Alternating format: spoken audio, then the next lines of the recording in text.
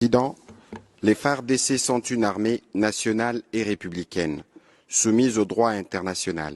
Il n'existe aucun lien de commandement, ni d'alliance politique entre les forces armées de la République démocratique du Congo et les FDLR. Bien au contraire, des instructions présidentielles traduites en consignes pour l'armée sont strictes et interdisent toute forme de collusion et des mesures disciplinaires comme judiciaires sont systématiquement engagées à l'encontre de tout élément soupçonné.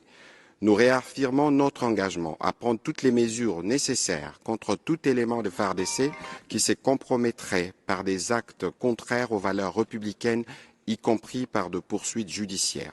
Le gouvernement juge donc de ces faits inapproprié toute tentative de présenter une fausse symétrie entre, d'une part, une armée nationale redevable de ses actes et défendant la souveraineté du pays et, d'autre part, un groupe armé subversif, supplétif d'un État voisin, dont la stratégie repose essentiellement sur la terreur, les crimes de masse et l'exploitation illégale des ressources naturelles.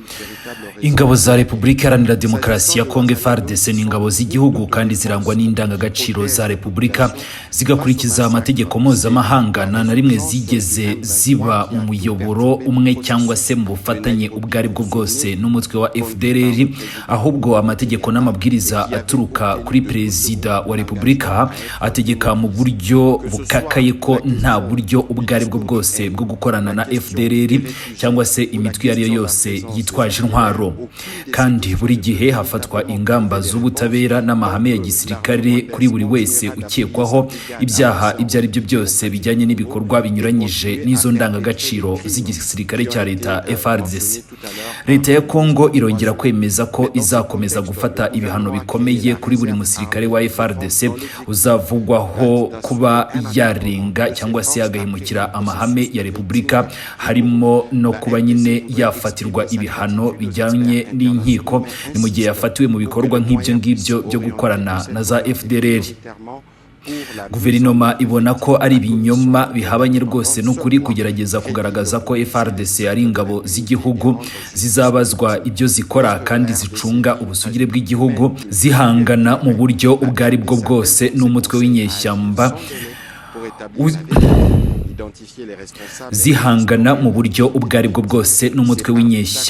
byitwa ko wiswe uw'iterabwoba wakoze ubwicanyi ndengakamere cyangwa se umutwe witwaje intwaro ukomeje gukora ibijyanye no kwica abaturage b'inzirakarengane.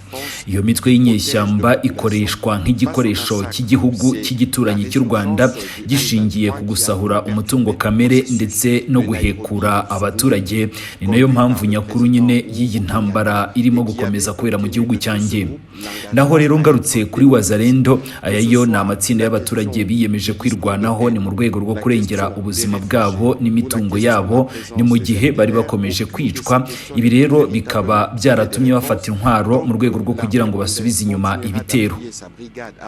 Ni ukwibuka ko ari M23 yongeye kuza, ndetse ni nayo yatumye umuhate wa Nairobi utangwa cyangwa se ugarurwa. Uwo muhate wayobowe na Perezida wahoze ari Perezida wa Kenya Uhuru Kenyatta, kandi wageze ku rwego rwiza aho ayo matsinda yose yari yemeye kujya mu nzira zo kwamburwa intwaro ndetse no kongera gusubizwa mu buzima busanzwe. Ni kubyerekeye ibibazo bijyana n'urwango rushingiye ku moko, ikibazo cy'impunzi cyangwa se wenda ni ikibazo cyo kubaho kwa FDLR, nta gisubizo nyacyo gishobora kuboneka igihe ingabo z'u Rwanda zikomeje gushyigikira umutwe wazo w'intambara uri imbere mu gihugu cyacu cya Repubulika Iharanira Demokarasi ya Kongo wa M23. Izo ngabo za RDF zikomeje gukora ubwicanyi ndengakamere. Ibyo byose rero byagarutsweho na Minisitiri w'Uburenganzira bwa Muntu, ni mu magambo ye aherutse kutugezaho muri iyi nama. Ni mu rwego rwo guhangana n'ibyo bibazo, guverinoma yashyizeho ingabo ziyongera ku za gisivile ndetse n'ingabo z'igihugu hagamijwe kubaha ubuyobozi bunoze ndetse no kunyura mu nzira zikomeye zo gukomeza kubatoranya ndetse no kubagenzura ni ukuvuga rigorous vetting. Repubulika Iharanira Demokarasi ya Kongo ikaba ishimangira ko izakomeza gushyiraho abahanga n'impuguke mpuzamahanga kubwo gukomeza kudufasha, ariko nanone tukibutsa ko ubushobozi bwabo bugomba kwibanda cyane cyane ku ishyirwa mu bikorwa ry'akanama kigenga ndetse n'iperereza risanzwe, kakaba rero gashobora kugaragaza ukuri kagahagarika umuco wo kudahana ndetse no gutanga ubutabera ku bahohotewe mu gihugu cyanjye. Uburasirazuba bwa Repubulika Iharanira Demokarasi ya Kongo kuri ubu burimo kunyura mu mibabaro ikomeye umuntu wese atakifuza, ibintu bidakwiriye gukomeza rwose kwirengagizwa n'isi yose. Ni nayo mpamvu Repubulika Iharanira Demokarasi ya Kongo isaba akanama k'uburenganzira bwa muntu gufata ingamba ako kanya kugira ngo hakorwe iperereza ryimbitse, abakoze ibyo byaha bamenyekane kandi agaciro k'abahohotewe kongere kugarurwa.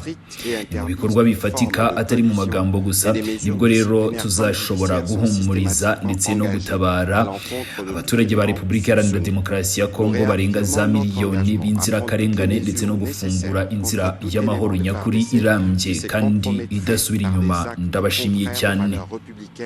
Y compris par de poursuites judiciaires.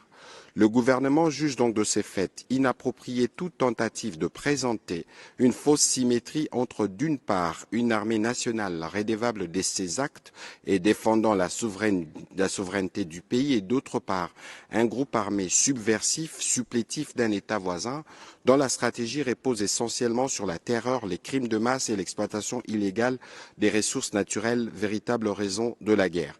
S'agissant de Wazalendo, ce sont de groupes d'autodéfense qui protègent de populations face au massacre. C'est la résurgence du M23 qui a tout perturbé du processus de Nairobi. Vous vous souvenez, conduit par le président Uhuru Kenyatta et qui avait obtenu de tout ce groupe l'engagement à être démobilisé.